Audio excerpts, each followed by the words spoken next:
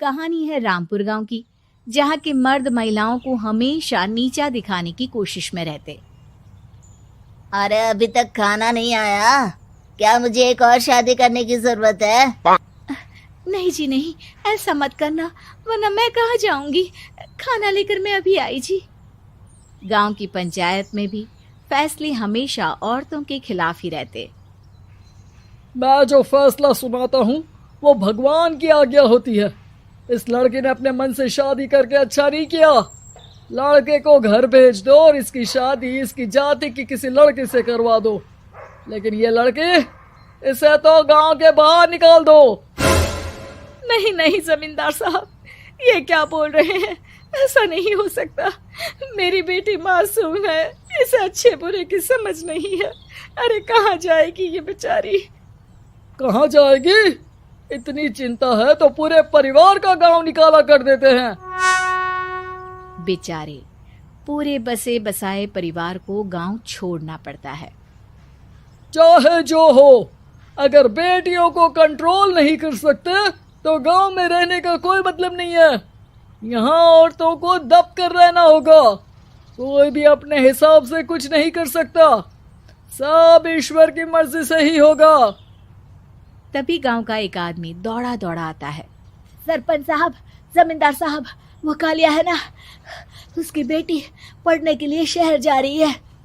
अच्छा, ये कब हो गया? और कालिया की हिम्मत कैसे हो गई ऐसा करने की? लेकर आओ उसे और उसकी बेटी को। बस फिर क्या था, हाजिर हो जाते हैं कालिया और उसकी बेटी सरपंच के सामने। अरे कालिया, ये क्या सुनने में आ रहा है? बेटी को इंजीनियर बना रहा है तू? और ये बता, गांव में तो स्कूल नहीं है, फिर कहां से इतनी क्लास पास कर गई तेरी बेटी? राधा, जो कि कालिया की बेटी है, उसे लगता है कि सरपंच उसकी तारीफ कर रहे हैं।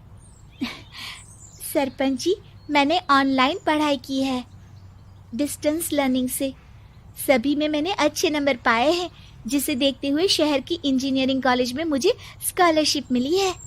वाह जी वाह, क्या होती है ये? पहले तो ये बताओ, फिर आगे की बात करते हैं। पूरा गांव राधा की बात सुन रहा था और राधा बोलती जा रही थी। तो ऐसे मैं फ्री में एक अच्छी शिक्षा लेकर गांव में जो कुछ परेशानियां हैं, जैसे बिजली, पानी और इंटरनेट जैसी समस्याओं के लिए काम करूंगी। मैं गांव को शहर से जोड़ने के लिए पुल का निर्माण करवाने का प्रस्ताव रखूंगी। मुझे पूरी उम्मीद है कि जल्द ही हमारा गांव भी तरक्की की राह पर चल पड़ेगा। राधा की बात सुनकर सारे गांव वाले ताली बजाने लगते हैं। सरपंच को समझ नहीं आता कि वो क्या करे। चुप रह नादान लड़की, गांव के खिलाफ जाने के लिए तुझे गांव से बेदखल कर दिया जाएगा, वो भी पूरे परिवार के साथ। और हाँ, अगर ठीक से गांव में रहना चाहती है तो ये पढ़ाई लिखाई छोड़ दे। हम तेरे लिए गांव का कोई होनहार लड़का देखेंगे। तभी गांव का एक आदमी बोल पड़ता है। अरे नहीं नहीं सरपंच जी, राधा बिटिया जो बता रही है, अगर वैसा हो जाए तो हम लोगों को पैसा कमाने के लिए बाहर नहीं जाना पड़ेगा। हाँ जी, और ना ही कोसों दूर पानी के लिए भटकना पड़ेगा। हमारे बच्चे भी अच्छी पढ़ाई कर सकेंगे और आगे बढ़ेंगे, ना कि हमारी तरह खेती करते बैठेंगे। क्यों गांव वालों, राधा बिटिया का साथ देना चाहिए ना। सरपंच देखता है कि गांव राधा के साथ है तो वो चुप हो जाता है। वो घर आकर अपने सलाहकार से बात करता है, जो बहुत ही चालाक किस्म का इंसान होता है। अरे सरपंच साहब, आपको बहुत ही होशियारी से काम लेना पड़ेगा। एक बार गांव तरक्की कर गया, यहाँ के बालक पढ़ लिए तो कोई ना पूछेगा आपको। और फिर ये जो बेटा और बेटी है ना आपके, इनको भी आम लोगों की तरह ही जीवन जीना होगा। हाँ, लेकिन करे तो क्या करे? वो ना आप मुझ पर छोड़ दीजिए, बस मैं जैसा बोलूं करते जाइए। अगले रोज सुबह जब गांव वाले सोकर उठते हैं तो राधा के घर के बाहर और साथ ही वो लोग जिन्होंने राधा का सपोर्ट किया था, उनके घर के आगे लाल रंग से कल आऊंगी लिखा होता है। कल आऊंगी, यह क्या होता है? अरे यह तो खून से लिखा है, लगता है कोई भूत प्रेत या चुड़ैल का साया है। चलो सरपंच जी के पास चलते हैं। सभी सरपंच के पास जाकर उसे सारी बात बताते हैं। अरे ये तो बड़ी मुश्किल की बात है। चलो मैं एक बाबा को जानता हूँ, उन्हें बुला लेता हूँ। सरपंच बाबा को लेकर गांव के घर के बाहर जाता है। ओहो, तो ये वो चुड़ैल है जो उन लोगों को निशाना बनाते हैं जो गांव को बदलने का सपना देखते हैं। वो गांव को ऐसे ही संपन्न देखना चाहती है, वो नहीं चाहती कि कोई बाहरी यहाँ का कायाकल्प करे। क्या तुम लोगों में से किसी ने गांव को बदलने की सोच रखी है? तभी राधा की माँ रोते रोते आती है। मेरी राधा घर से गायब हो गई है। अरे कोई तो बचाओ, मेरी बच्ची कहाँ गई?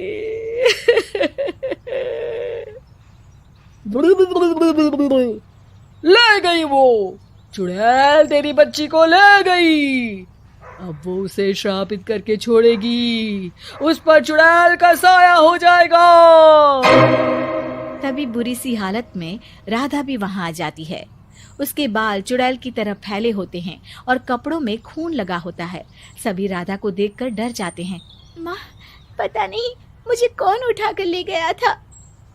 अरे दूर दूर हो जा चुड़ैल, अब हम लोग इस गांव में नहीं रुकेंगे। अरे कैसी बातें कर रहे हैं आप? कल तो आप मेरे भरोसे गांव का हुलिया बदलने, अपने बच्चों को पढ़ाने और तरक्की उन्नति की बात कर रहे थे, तो आज क्या हो गया आपको? ये फिर तुम लोगों को बहकाएगी।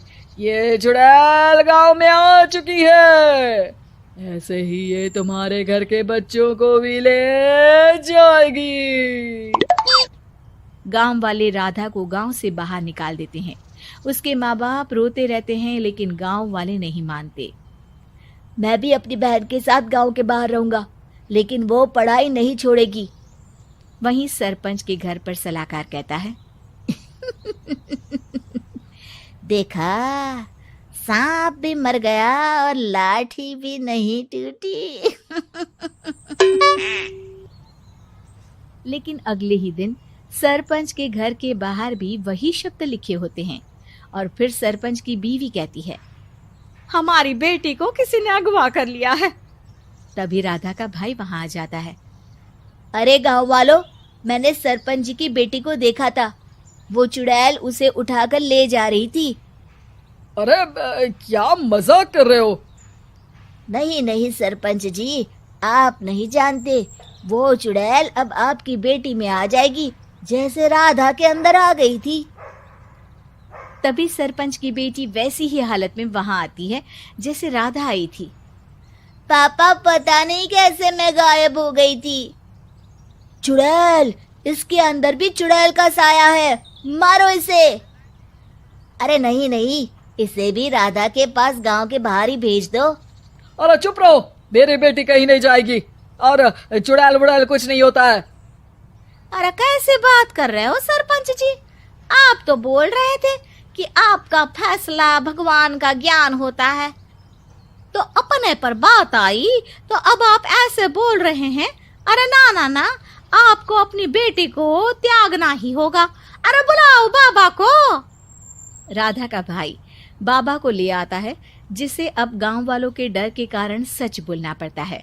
मैं कोई बाबा नहीं हूँ, मैं तो मोची था। ये सलाहकार महोदय ने मुझे कहा था एक्टिंग करने को। अब वो मुझे पैसे देने वाले हैं। अब मुझे माफ कर दो। गलती हो गई, मुझे माफ कर दो। तभी वहां राधा आ जाती है। देखा सरपंच जी, जब गांव के बच्चे साक्षर होंगे तो आप जैसे लोगों की चालाकी नहीं चलेगी।